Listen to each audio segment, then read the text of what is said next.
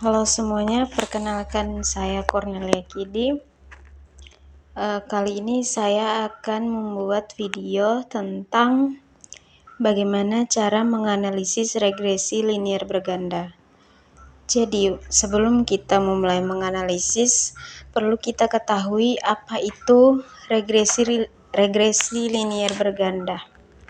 Nah, regresi berganda itu adalah metode yang digunakan untuk menganalisis hubungan antara satu variabel dependen dan dua atau lebih variabel independen ya.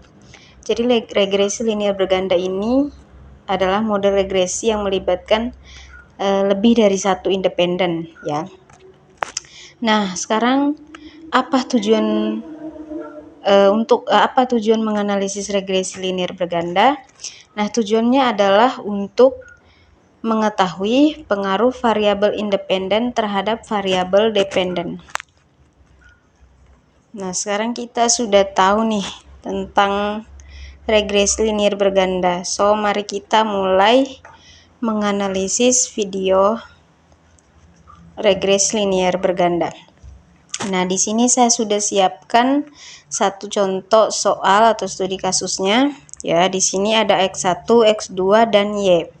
Nah, X1 ini adalah harga, sedangkan X2 ini adalah promosi, dan Y ini adalah penjualan. Nah, pertama-tama kita untuk menganalisis, kita klik di sini data, kemudian kita klik di sini data analis, kemudian kita pilih scroll ke bawah, kita pilih regression, lalu kita klik OK. Nah, kemudian untuk menginput rank, Y-rank-nya ini, itu kita klik di sini ya. Ini kita blok ini ya, dari Y ini sampai ke bawah, sampai tabel paling akhir ya. Setelah itu kita klik di sini. Oke, sudah. Kemudian input X rank. Nah, itu kita klik di sini, kemudian kita input dua ini, X1 dan X2 ini. Jadi kita klik, kita input sampai data paling bawah. Nah, kemudian kita klik di sini. Oke. Nah, di sini kita harus mencantangkan labels karena tadi kita klik dari X1 sampai Y ini. Ini juga kita klik, maka kita klik labels, kemudian pilih output option. Ini tergantung teman-teman ya, mau pilih output rank, new worksheet play, atau new workbook. Kalau yang ini itu nanti kalau kita klik ini nanti dia akan muncul di sini sesuai yang ada di sini. Nah, kalau sedangkan kita klik new worksheet play ini, nanti dia akan muncul di lembaran berikutnya ya, sama ini juga ya. Kemudian jadi kalau di sini video ini saya menggunakan new worksheet play ya. Kemudian kita klik OK. Nah, maka tabelnya akan muncul seperti ini ya. Ada summary output, ada ANOVA ya, dan ada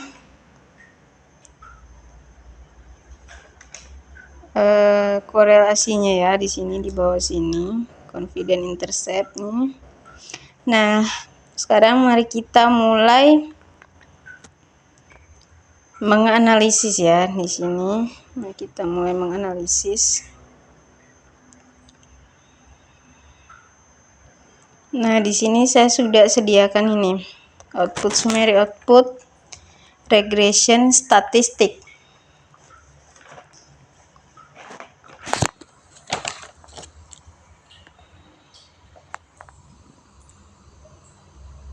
Nah, di sini regression statistik ini 0, multi ini nilai korelasinya ya, itu bisa kita lihat di multiple ini yang sudah saya centangkan warna kuning ini.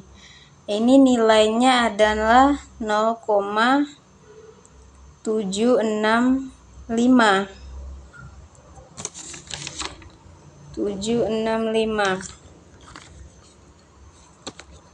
Nah, jadi nilai korelasi antara X1 dan X2 dengan Y adalah 0,7652. Nah, di sini termasuk kategori kuat. Nah, bisa kita lihat di sini ya, kalau 0,76 itu masuknya kategori kuat.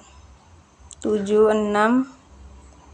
ini termasuk kategori kuat. Bisa dilihat dari tabel di samping. Kemudian adjust R-square ini itu adalah nilai koefisien determinasi.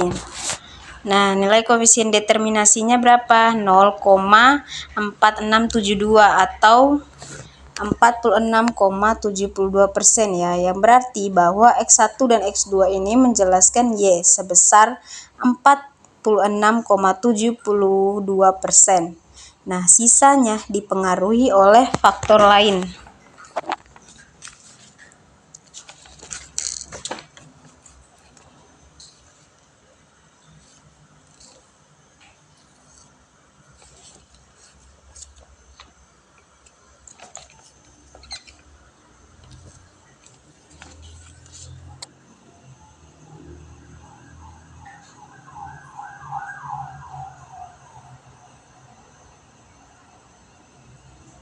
Nah, sekarang kita lihat berikutnya, kita lihat tabel ANOVA. Tabel ANOVA-nya di sini ya. Tabel ANOVA. Nah, F ini menunjukkan F hitung sebesar 4,946. Nah, nilai signifikannya dibandingkan dengan alfa yaitu 0,5. Nah, berarti nilai signifikannya itu 0,4 lebih kecil dibandingkan alfa yaitu 0,5. Nah, jadi dapat disimpulkan adanya pengaruh signifikan antara variabel. Nah, kemudian kita lanjut ke ini ya.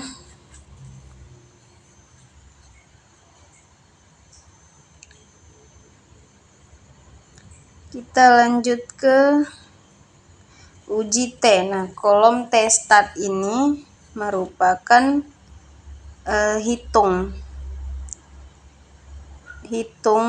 nilai hitung dibandingkan dengan p-value. Nah, ini kita bandingkan dengan p-value. Nah, ini sangat signifikan ya. Jadi 0,905 lebih besar dari alfa, jadi 0,05. Sedangkan 0,080 ini juga sama ya, lebih besar dari alfa yaitu 0,05.